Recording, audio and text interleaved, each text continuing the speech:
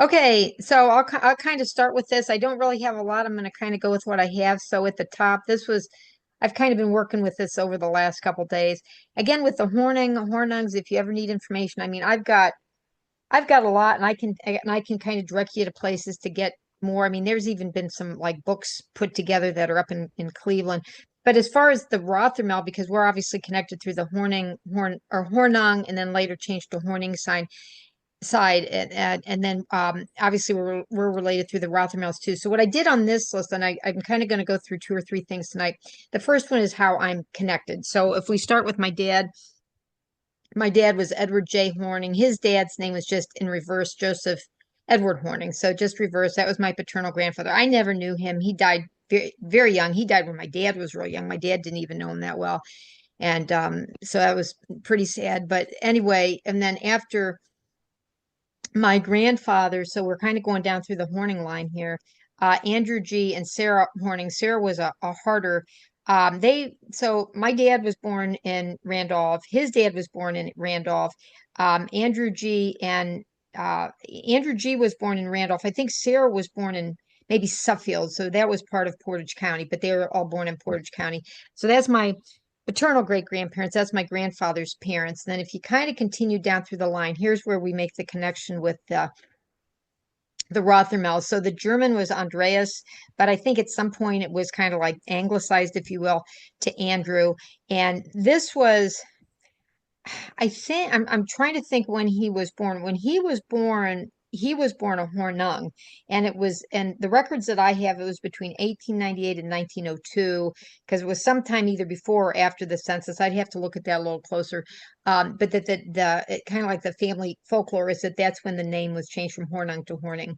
But anyway, Andrew or Andreas, he married Anna Mary Rothermel, and that's where kind of like our connection comes into play. So your ancestor, who was George, he's just one of the let's see, he's like the next.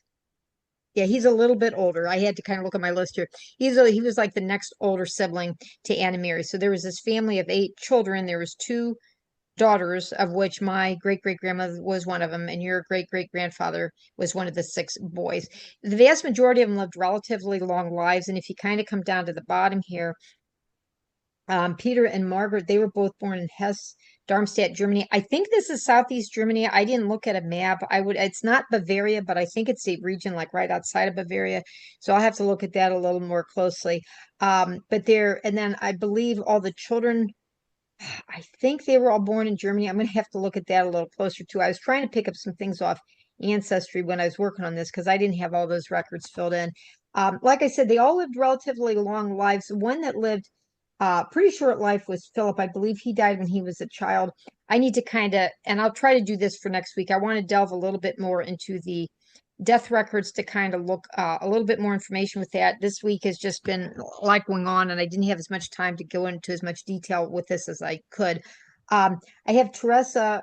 That's the spelling that I have. I know the spelling looks off, but that was the spelling that I have. I do need to check to see if that's the same on different documents, because what I have found is sometimes you can have a person can have several documents and spelling can vary from one to another. And so you want to try to find the one that's correct. And but that's not a misprint. That's what I had to work with. So again, with the exception of Philip, they all lived relatively long lives. If you go down to the bottom, after George was born and Anna Mary was born, there was Adam. And I think when I had posted the picture of Peter, their dad, a while ago, because Chuck, I know you were asking about that. On Ancestry, there's a man, and he's also a cousin of ours. And I know this because I've been kind of conversing with him a little bit since yesterday. He's just started posting stuff on Ancestry. And if I'm pronouncing his name right, I think it's Raymond Rodenbacher or Rodenboker, something like that. Anyway, his name came up, and I thought I'm going to send him a couple notes. I was a little curious with that picture, and I don't know if that picture is in his possession or not. The one with Peter, which would be our common great great great grandfather sister. You would be one generation closer. That would be like a great great grandfather for you. But anyway, he did confirm because I wanted to know how the date was confirmed. He said it is actually written on the back. I wouldn't have known that. So that was 1864. And I'm gonna try to go into a little more information with that next week because I want to do kind of like the earlier generation. I just didn't have time to put that together this week. So that's why I'm just sticking with what I have here. But if you go to the pictures on the following pages, so that was kind of like the text portion of what I had.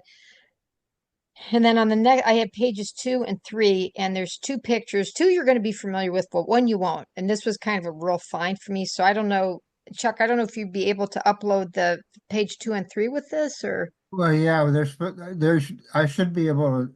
Okay, Can you just hold on a sure, second? yeah, no problem. Yeah. Page one of one. Oh, Yeah, that's not I right. yeah, I thought I sent you like because the document was actually 3 pages. What do you want to show? The pictures? Yes,